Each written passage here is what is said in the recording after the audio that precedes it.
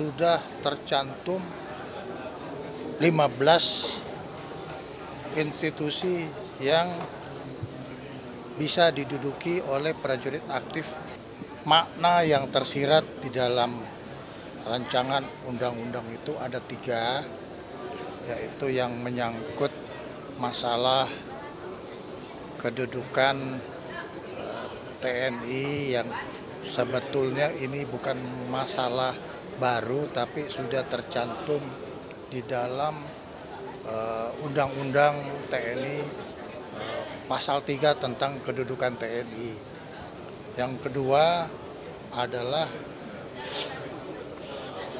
rencana perpanjangan masa dinas aktif dari prajurit TNI mulai dari Tamtama sampai perwira tinggi. Yang ketiga adalah penugasan prajurit TNI di luar atau yang saya sebut sebagai di kementerian dan lembaga. Sebagaimana kita semua tahu bahwa dalam undang-undang sudah tercantum 15 institusi yang bisa diduduki oleh prajurit aktif TNI yang seperti yang ada di dalam Undang-Undang Nomor 34 yang sekarang sedang berlaku. Sedangkan untuk revisinya ini Presiden Republik Indonesia selaku Panglima tertinggi juga telah memberikan petunjuk kepada Menteri Pertahanan untuk para prajurit TNI yang akan ditugaskan di kementerian dan lembaga itu harus pensiun, yang kita sebut pensiun dini.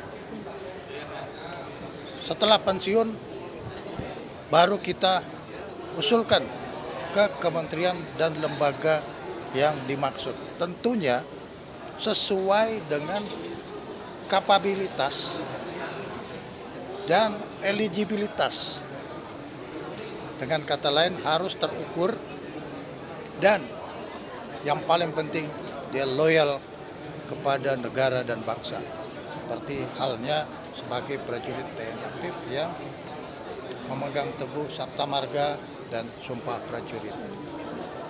Ini akan dibahas di dalam panja yang akan dipimpin sendiri oleh Ketua Komisi 1 DPR RI dan masing-masing Menteri Hukum juga menugaskan eselon 1-nya, sedangkan Menteri Keuangan juga menugaskan eselon 1-nya, Menteri Sesnek juga menugaskan eselon 1-nya, sedangkan Menteri Pertahanan menugaskan Sekjen Kementerian Pertahanan untuk memimpin kelompok kerja yang akan membahas 3 pasal yang akan dibahas dengan harapan bahwa ini bisa selesai pada bulan Ramadan, bulan suci, dan juga kita harapkan ini selesai sebelum reses para anggota DPR. Ya teman-teman, itu yang saya perlu sampaikan. Saya tidak memberi penjelasan panjang karena kita belum sampai kepada substansi yang perlu penjelasan. Rapat perdana panja ini direncanakan kapan Pak? Tanggalnya sudah ada ya, atau gimana? Schedule ini akan ditentukan oleh Ketua Panja, yaitu Ketua Komisi 1.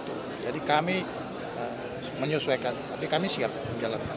Pak, kemarin kan juga ramai soal pencabutan larangan berbisnis untuk TNI ya Pak. Apakah itu juga masuk dalam DIM Pak? Nah, itu tidak termasuk di dalam pasal yang akan dibahas. Pasal itu Tetap. Selain dari 3 pasal yang kita sebutkan itu, semuanya berjalan secara terukur semua. Berarti TNI tetap dilarang berbisnis Pak? Ya, yang dilarang itu orangnya, ya kan bisa dilihat di dalam klausulnya ya. Pak Menteri Tapi soal kedudukan TNI nanti di bawah langsung Presiden, apakah akan juga dibahas di dalam RUU TNI?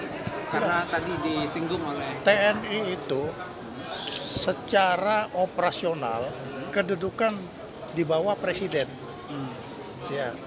Tetapi dalam hal kebijakan organisasi, kebijakan strategi, dukungan administrasi serta anggaran itu di dalam Kementerian Pertahanan. Ya, tapi kendali Tentara Nasional itu ada di bawah Presiden. Jadi tidak akan dibahas di dalam Sangat terukur pembahasannya. Jadi ini tidak akan ada sesuatu yang menimbulkan interpretasi-interpretasi. Baik-baik aja semuanya, ya. Pak, soal Tetap di 15 kementerian atau di Ya, atau ditambah? jadi ada 15, kemudian untuk jabatan-jabatan tertentu lainnya, itu kalau mau ditempatkan dia mesti pensiun. Di Perpres di luar 15. Ya, Tapi harus pensiun gitu jadi ya, Pak? 15 plus dia mesti pensiun. Artinya yang kalau Yang 15 itu tidak, udah jalan. 15 itu harus Ya. termasuk saya. Pak, kalau misalnya kasusnya tadi Mayor Teddy sekarang Letkol Teddy yang sekarang jadi sorotan publik karena tidak pensiun. Masuk nggak dalam kategori itu? 15 sudah termasuk Bagaimana? Ya, kalau masuk luar kategori itu, ya terkena. Harus pensiun. Ya, pensiun dulu, baru melanjutkan pekerjaan.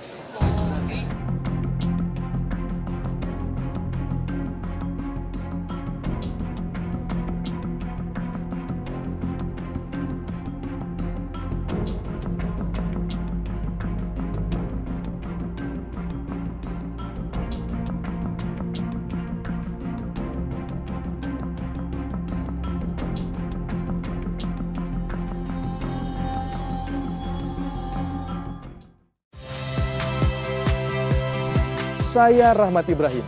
Saksikan program-program Kompas TV melalui siaran digital, pay TV, dan media streaming lainnya. Kompas TV, independen, terpercaya.